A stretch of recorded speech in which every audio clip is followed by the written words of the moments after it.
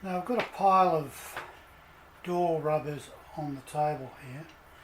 These are original ones, not only taken off the car I'm restoring but taken off other cars, so it's a collection. The problem with them is that about 95% of them are no good because they're cracked or otherwise damaged. This one's not too bad. And the other problem is that to get these off the cars, because the rubbers are actually screwed to the B pillar and also other parts above the door, a lot of them were screwed into, not sure whether it was aluminium or whatever those pillars were made of, and screwing iron screws into a foreign metal over a period of time means corrosion, and 95% of them you couldn't actually take out. They actually snapped off. So what that means is that I can't use the original holes in the body as it is now. I'll have to drill new holes to put these screws in. Now I'm going to put stainless screws in. Whether that's any better or not, I don't know. But the result of the metal iron screws, that's all that's left. Completely corroded, and they just basically snapped off. So I've got to replace all the screws and more than likely re-drill most of the holes. Now with these rubbers, they're an unusual design. I actually haven't been able to find any generic ones that can be used to replace them. Now I was lucky, I can't remember how many years ago, but let's say 10 years ago, I did buy some replacement door rubbers from England. I've got almost enough to do the car. These are they. They're a good replica of the original. I'll be using those, and that's hopefully going to work out, providing I can drill all the holes and screw all the screws. Now inside these rubbers, where is it? Got to work it out. There is actually a metal strip. Very hard to get it out. I do have these metal strips. There's the one for this rubber. The metal strips are okay. They weren't damaged in any way. But you can see there's a series of holes in them. Those holes I can't reuse. So I'll be actually re-drilling holes, and these have to be countersunk as well. So that's another problem I've got. I'll have to see if I've got a countersunk bit. If I haven't, I'll have to purchase one. So I'll have to use the original metal strips and drill new holes and put countersunk provision on them. So it's going to be a very painful process. As well as drilling the holes, you've obviously got to cut them to the right length, and these are all cut to fit not only joins at the top can see it's chamfered there. Got to get those right so the seal is right. The length has got to be right. So there's going to be a lot of measuring, rechecking, initially just to get the rubbers cut to fit the particular door opening, and secondly then it's a case of trying to re-drill these holes and screw them in. This certainly wasn't something I was looking forward to.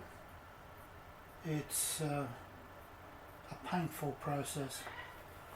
Never done it before, and hopefully we'll never do it again. So anyway, first thing is to sort through my old rubbers to see whether any of them can be reused. As I say, some of them can. Salvage all of these metal strips, clean them up,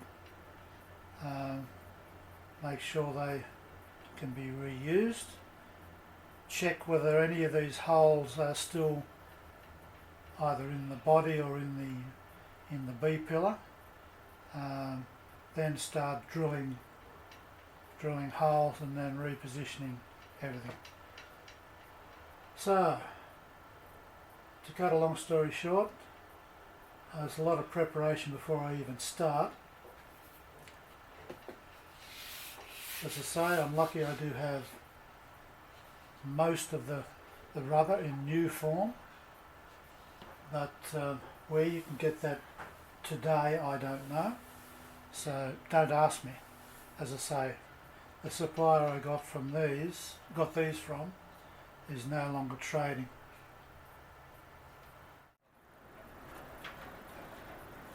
I'll apologise first off for any background noise that comes up. It's a windy day today, it's coming in gusts and sometimes it's a little bit noisy. Anyway, I've started to plan how I'm going to put these rubbers in. First of all, I thought I'd try and see if I can identify any screws that I can't put in because they've snapped off. Luckily I don't have too many of those, so I've used screws to put these steel pieces in. Now these are the ones that fit inside the rubber, and it works out that they're all basically the same, or say all of the relative pieces are the same. So these top pieces are all evenly screwed, as are the side pieces. Now I've decided not to use steel screws. I'm using stainless steel screws. Now just don't know whether you probably can't see that, but these are 6 gauge 5/8 length, what are they, G316 stainless. Now I'm using 2 lengths. I'm using the 5/8 to go into the timber sections, and I'm using 1/2 inch to go into these ends here and anything that goes into the A-pillar. Now the screws are screwing in okay so far. I'm missing 2 on the top here, and I'm missing another 2 on the top on that back section there. Now it just so happens that the ones that I'm missing are the ones that have snapped off, and the reason they've snapped off is that where the screw goes through this plate, it's going into a steel brace on the B pillar there, and on the one up here I'm not too sure what the problem is there, but I need to investigate that. So first of all I need to make sure I have all of the screws properly positioned. I'm hoping I don't have to move the hole in the plate. If I do, then I've got to re-drill and countersink the metal. I'm probably going to have to do that on the ends here where they're going into steel, and the same on that and the one over there. Just another thing that this is a little bit different to probably just replacing rubbers on a car that's already running. And the reason is that, you know, I've had to repair the timbers here. I've had to make this cover plate here, which goes over the B pillar, and in particular on this one I may not have the timber there the right width, so I'm probably going to find a little bit difficult to get the rubbers in, even once I've solved the screwing problem. You know, to use a term, I may be screwed if I've done things incorrectly in terms of fitting this and making that. But anyway, it'll just delay the process a bit, so at this stage I don't have too many screws to fix, so it's only 4. That's not bad. I thought it'd be worse than that. So anyway, I'll rectify those. Once I've done that, then I'll sort through the old rubbers and see if I can find some I can use as templates to cut the new rubbers off, and then I'll go from there. I've managed to re-drill the holes that hold these pieces of metal in place. There are only 3 that I had to do for the front. This is for the top rubber. I've also had to reposition the ones that were into the metal. This is the one that goes into the steel. I've had to re-drill a hole in the plate here, countersunk it there. Took a fair bit to get the self-tapper to go in that hole. The steel is very unforgiving, particularly a relatively thick piece of steel when you're trying to screw a self-tapper into it. But I had to enlarge the hole a little bit, more than I did on the alloy sections, and eventually got the self-tapper to cut its thread in place. What I'm now doing is trying to fit the plates inside the rubber. Now this just happens to be get around the right way. This is a front rubber, the one that goes over the top of the front door. I'm not sure whether it was the one that came out of this car, but it fits in place. On the back you'll see you may be able to see the holes where the self-tappers come through. What I'm trying to work out now is how I'm going to punch those holes through the rubber and get them to align with the plate and the body. I tried putting this plate on the back of this old rubber.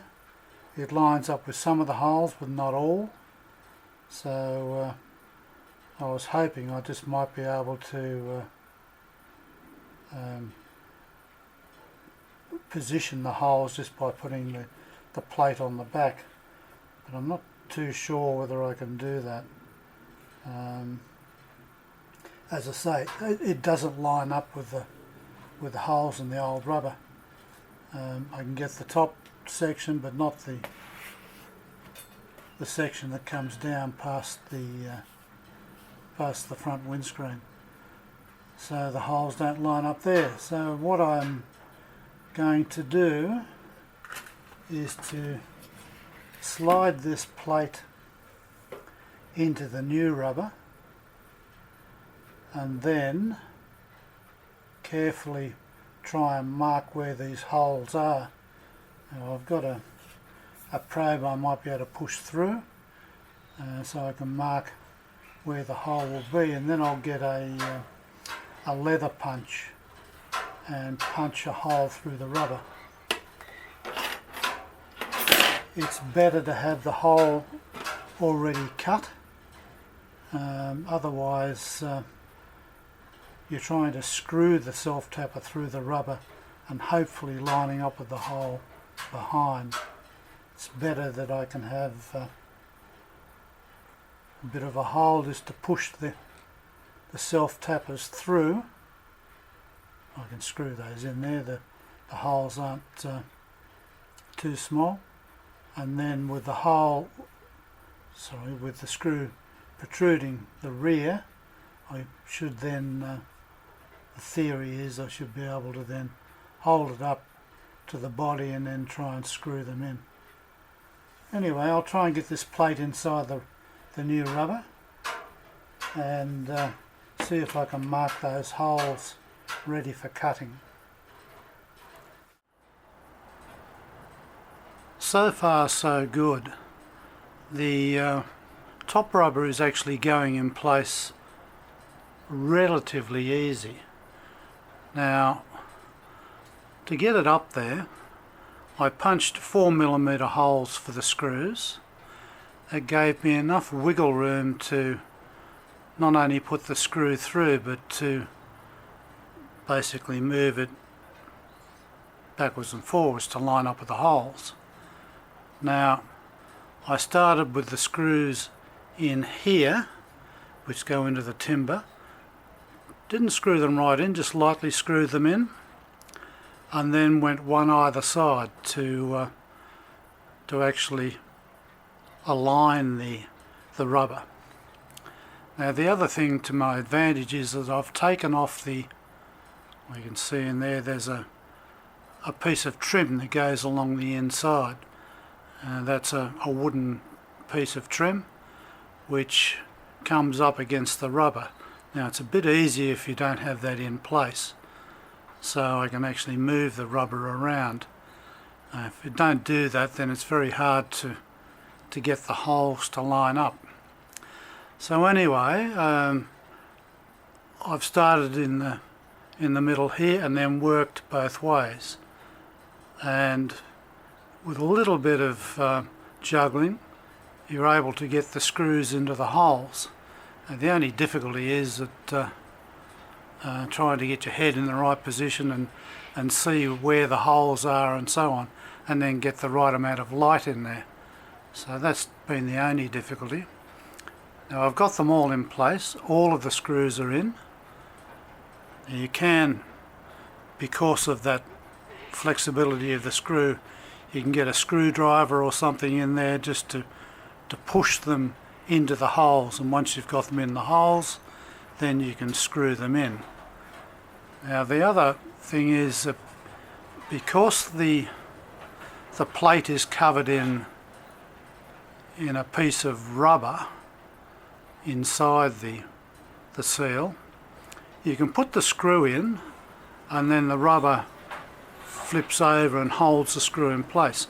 So that makes it easier too. You're not sort of having to push individual screws in. You put the screws in the rubber first, that rubber flap holds the screws in position, and then you put it up. Now I've waited till I've got all the screws in place, which I have now, and then I'll tighten them up. So that's worked quite well. I'm now about to start the side rubber, and I'll do the same there. At least the visibility is a little easier there. So it should go in quite well.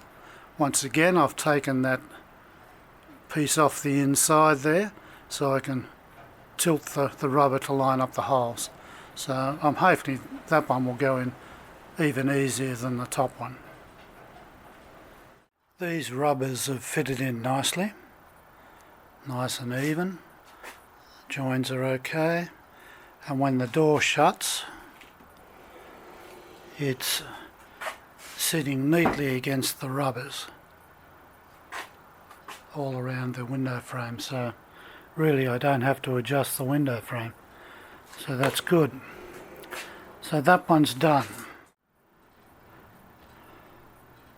I've just cut the rubber for the top of the door in the rear here. It's cut to length, that's okay, I've checked that.